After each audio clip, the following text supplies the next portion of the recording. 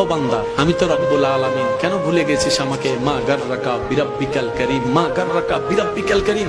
যারা 2 মিনিট ভালোবাসে তাদের জন্য তুই কলিজা কাইটা দেস, আর আমি যে 24 ঘন্টা তোরে ভালোবাসি, যত্ন নিই, আমার কথা কি তোর একবারও মনে পড়ে না রে বান্দা? একবারও কি মনে পড়ে না?